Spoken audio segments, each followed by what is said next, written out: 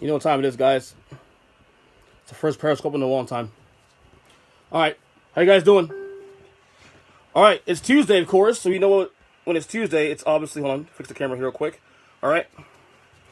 Another episode of the Unfiltered Podcast. We're actually on Periscope today. Don't mind a little mess behind here because, first off, I've been getting a little makeshift thing going on here in like next couple of days, hopefully. But it's Tuesday, which means it is Power Rankings time.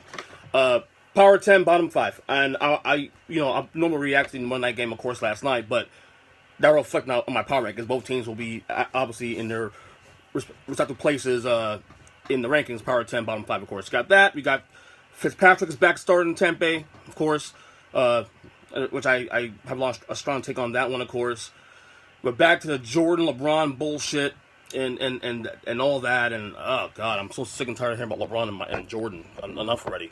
That stupid commercial came on Sunday, apparently, which I didn't even see. I didn't even care to see it, to be honest with you.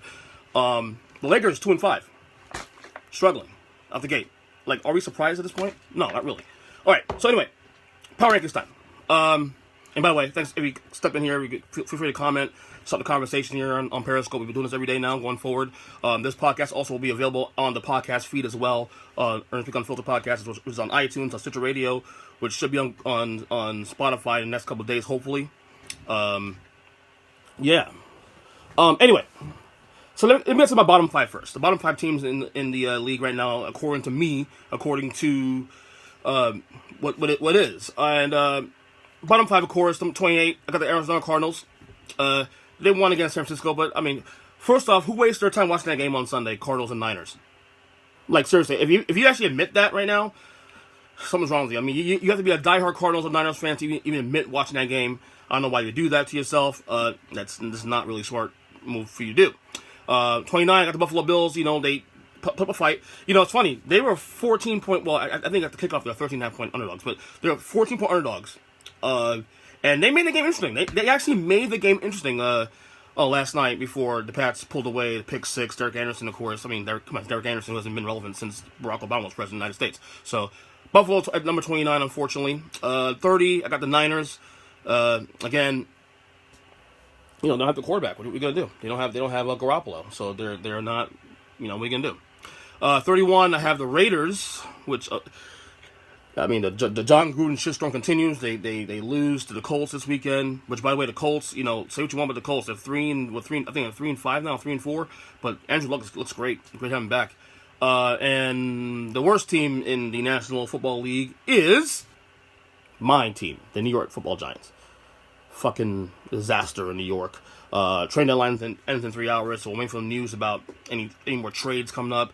We heard Landon Collins, safety of the Giants, might be available. The Chiefs are interested in Landon Collins. We'll see what happens there.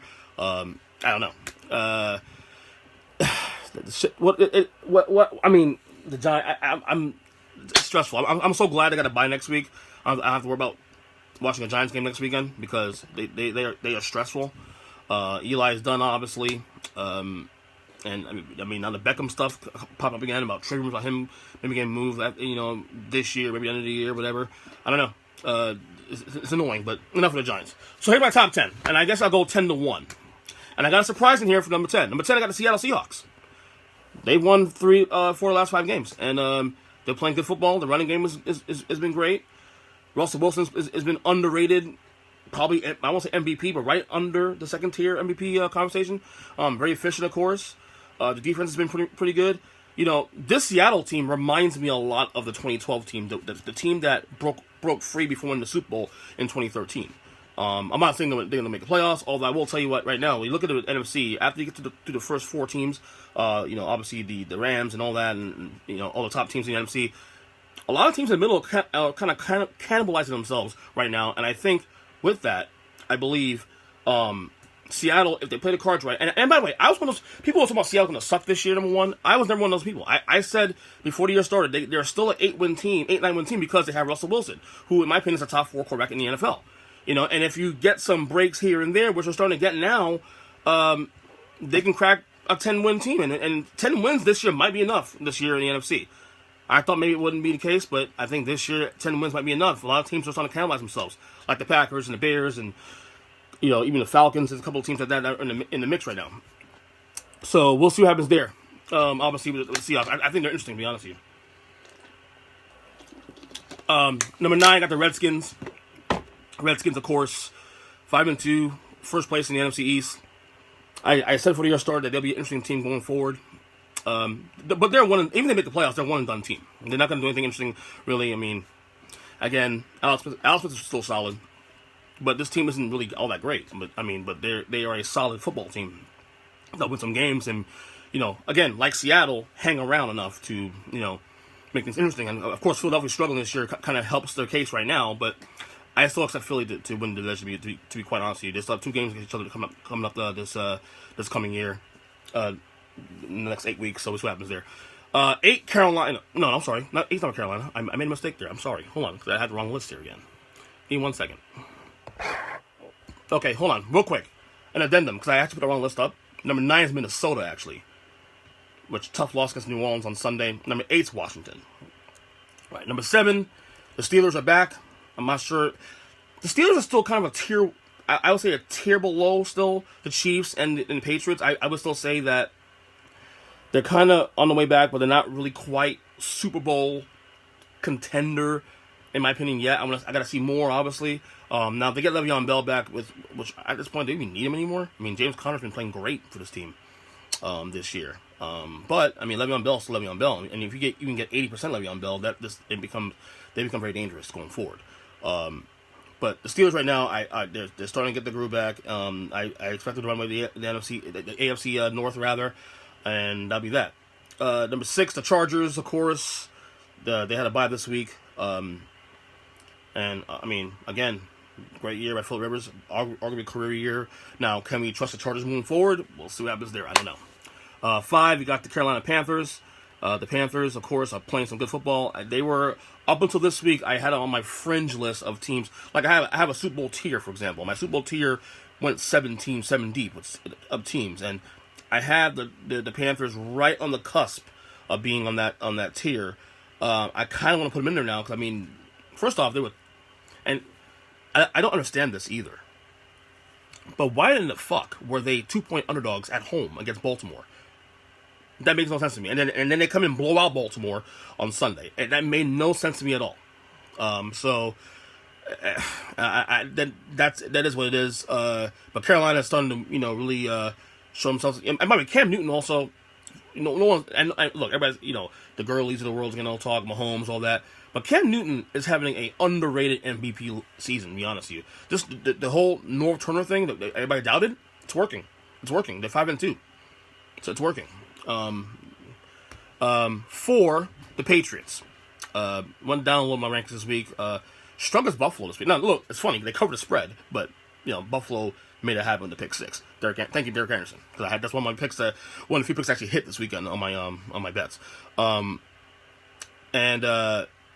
But the Pats struggle as Buffalo most of the way. And it's a divisional game, obviously, but, the top of the league right now it's getting really, really dicey, because the Saints are number 3. They're playing some great football right now. I actually consider putting them number 2. And to be honest with you, why rush it? Because if they beat the Rams this weekend, they'll be number 1 in the league. They'll be number 1 with a bullet. 2 is the Chiefs, of course. Mahomes and the Chiefs still balling out. They got to keep winning though, because if they, they're only a game ahead of the Patriots, and if they end up tied, the Pats are number 1 seed in the AFC most likely. And if you have to go to the Super Bowl through Foxborough, that's gonna be a problem. Of course, number 1's the Rams, 8-0, barely get a win against Green Bay. Thank you, Ty Montgomery, for again screwing up a chance. See Aaron Rodgers possibly work some magic. By the way, is he still on the roster today? Because I mean, the reports about Ty Montgomery actually going against Mike McCarthy's switches, but to not down the ball at the goal line and instead run it out, and not only fuck it up there, but then fuck up the entire game by fumbling the damn ball. So if he's still on the roster right now, that to me is asinine. And it says more, and actually we'll say more about Mike McCarthy moving forward than anything else. That's just my opinion. This is why I think he's actually on the hot seat in Green Bay. All right, so that's my Power 10, bottom 5. Let me see also here some news and notes. Fitzpatrick named the starter in Tampa Bay. Again, not surprised there. I don't think, barring injury, I don't expect Jameis Winston to get his job back. I think Winston's days in Tampa are already numbered. I mean, obviously he had a 3-game suspension to start the year with the groping incident, the Uber driver. Obviously he hasn't played well since he's gone back when he got his job back. So I don't expect Winston to really to really do anything really of note moving forward. I think his days in Tampa are numbered. Now I do think he'll get another job somewhere else, and it would be smart for Tampa to bench him too, because if he gets hurt, they'll be on the hook next year for $21 million to pay James Winston his 5th-year option. So you're better off just benching him, maybe not resigning him over the summer, over the offseason rather, and then let him find. I think he'll still be a starting quarterback somewhere else. I just don't think he'll be in Tampa. Tampa needs a clean house, and I think Dirk Cutter's the one of the first guys to leave. Now, by the way, Tampa's still in the playoff race technically, but I don't expect him to do anything much the rest of the way. Fitzmagic can only go so far. All right, what else I got here on top of if I get out of here on the show? The LeBron MJ thing continues. God, can we stop with the LeBron Jordan stuff, please?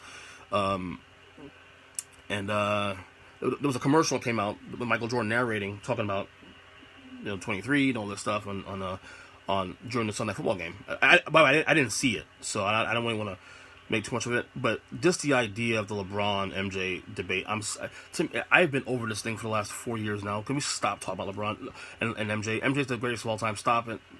Stop with the bullshit. And the fact that LeBron actually commented to Jordan saying "Let's go," because I guess Jordan issued a challenge on the commercial, and LeBron, I don't know.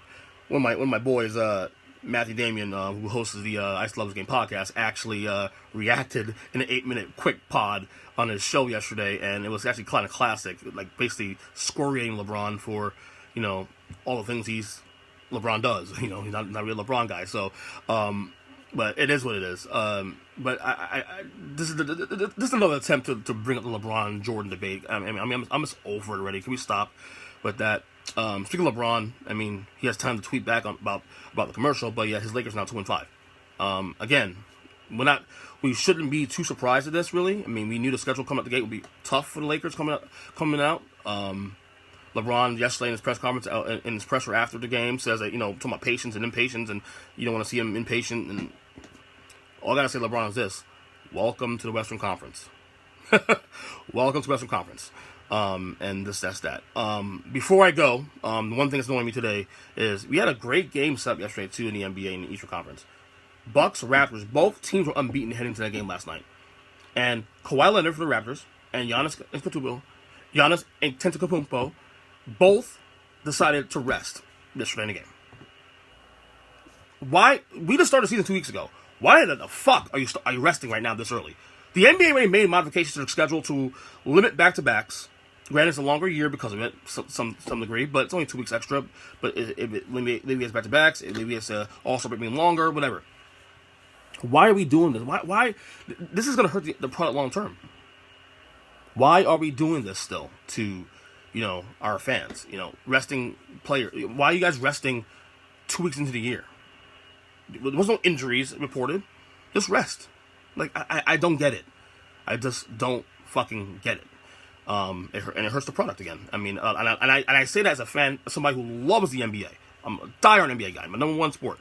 But Kawhi resting and Giannis resting on a early marquee game, two teams that right now, through a 6-7 game sample size, are both unbeaten, and both the best players, and the two best players probably in the Eastern Conference, both resting. That's not a good look, man. That's not a good look.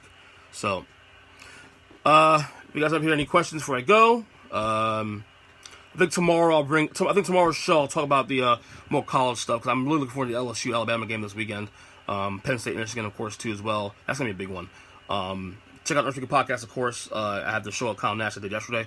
I have more pods probably. I think I'm doing 3 days in a row after today. I'm doing tomorrow Pick Show with Zach DeGenerate. Thursday doing my looking forward to college and NFL with G.W. Gross, and then Friday, of course, I have a special interview coming up with my man Alphonse Sidney, Alpha 954 on the show. I'll be dropping that show actually on Friday. So, guess I'm done here for now. Drink some more water. Again, I'm on Twitter, EastChristian7. This podcast will be up also on iTunes. Again, Earthquake Unfiltered podcast. And that's about it. Love you guys. Take care. Enjoy it. Later.